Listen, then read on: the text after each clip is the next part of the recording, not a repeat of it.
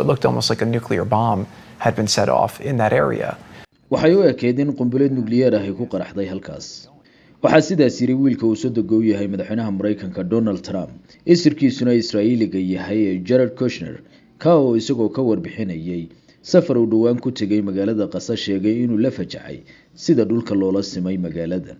Jared oo sheegay in Qasa u ekeyd sida in madfac nukliyeer ah ku qarxay ayaa midda labaad ee uu la yaabay ku tilmaamay dadka ku soo guriya noqonayay magaaladan duugantay. And then you see these people moving back, and I asked the IDF, where are they going? Like, I'm looking around, these are all ruins, and they said, well, they're going back to the areas where their destroyed home was.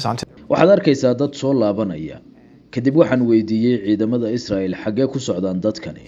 anigu burbur uun ayaan u jeedaayay. kadib waxay ii sheegeen inay ku socdaan halkii guryahooda laga burburiyay si ay dib teendho kaameedyo ay ku noolaadaan uga dhistaan, taasoo tusaysa murugada ah inaysan haysan meel kale oo dadkani aadaan. mid naadir ah ayaase ahayd in markii ninkan la weydiiyey haddii waxa uu soo arkay ahaa xasuuq uu ku jawaabay No. maya. tan ayaa ka dhigan in saaxiibada Israel laf ahaantoodu arkeen halaagga la marsiiyey Falastiiniyiinta, ilaa haddana Israel doonayso inay sii wado.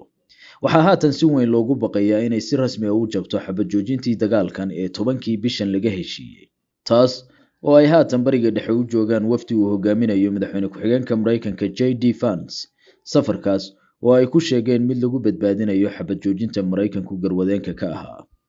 docda kale Israel ayaa weli sii wada beegsigeeda marinka Qasa.